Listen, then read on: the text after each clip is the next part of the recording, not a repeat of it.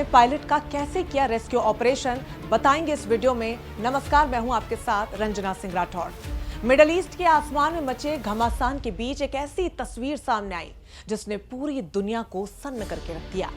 Iran की सरजमी पर America का सबसे भरोसेमंद F-15E strike eagle fighter jet गिरने के बाद से अगले 48 घंटों में जो कुछ भी हुआ, उसने इस जंग की दिशा ही बदल के रख दी।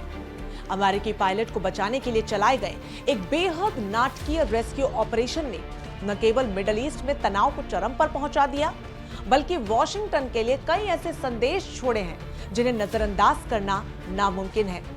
सवाल यह है कि क्या अमेरिका ने खुद को अजेय मान लिया है? अब इस पूरी कहानी में सिर्फ एक विमान का गिरना शामिल नहीं है, बल्कि इसमें छिपी है सुपर पावर की साख और ईरान के पलटवार की वो क्षमता जिसे कम करके आंका जा रहा था।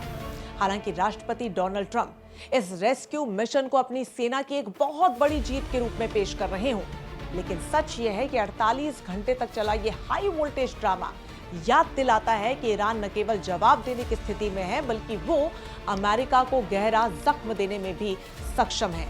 साथ ही ये व्हाइट हाउस के लिए भी एक सीधी चेतावनी है कि अगर उन्होंने ईरान की जमीनी सैन्य अभियान यहां पर ग्राउंड ऑपरेशन अगर शुरू किया तो उसका अंजाम क्या होगा। अमेरिकी प्लानिंग ये जानती है कि ईरान के ख्वार्ग द्वीप पर कब्जा किया जाए और जमीन के बहुत नीचे छिपे यूरेनियम को अपने हाथ में लिया जाए।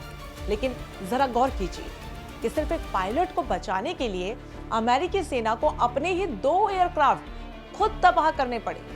ये विमान ईरान के अंदर फंस गए थे और उन्हें दुश्मन के हाथ लगने से रोकने के लिए अमेरिकी सेना को उन्हें नष्ट करना पड़ा।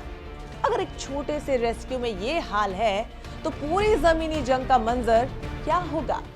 इसके अलावा एक संदेश अमेरिका के अजेय इमेज को लेकर भी है। अब अमेरिका और इजराइल के सामने ईरान को कमजोर माना जा रहा हो, लेकिन ऐसे में एक अमेरिकी विमान का गिरना पूरी दुनिया में सुर्खियों में आ जाता है। ये कोई छोटी घटना नहीं है। आखिरी बार किसी अमेरिकी युद्ध विमान को दुश्मन सेना ने 2003 में इराक युद्ध के दौरान गिराया था। यानी 2 दशकों बाद ईरान ने वो कर दिखाया जो दुनिया के बड़े बड़े देश नहीं कर पाए। ईरान यहां पर नैरेटिव की जंग जीतता हुआ नजर आ रहा है और दुनिया को यह बता रहा है कि उसकी ताकत किसी से भी कम नहीं है।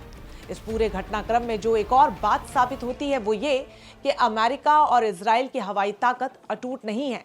भले ही वो हर दिन ईरान पर 300 से 500 बार बमबारी कर रहे हों, लेकिन इस विमान के गिरने ने यह साबित कर दिया कि आसमान में उनके बादशाहत को चुनौती दी जा सकती है। हालांकि अभी भी ये पूरी तरीके से साफ नहीं है कि F-15E को मिसाइल से गिराया गया या किसी तकनीकी वजह से वो क्रैश हो गया, लेकिन इसका ईरान की धरती पर गिरना एक ही मैसेज देता है कि यह घटना कितनी ज्यादा महत्वपूर्ण है। युद्ध के 5 हफ्ते बीत जाने के बाद भी ईरान पूरी तरह खत्म नहीं हुआ है। क्या अमेरिका अब भी जमीनी हमले का खतरा मोल लेगा या फिर इस फाइटर जेट के मलबे में अमेरिका की अगली रणनीति दफन हो जाएगी?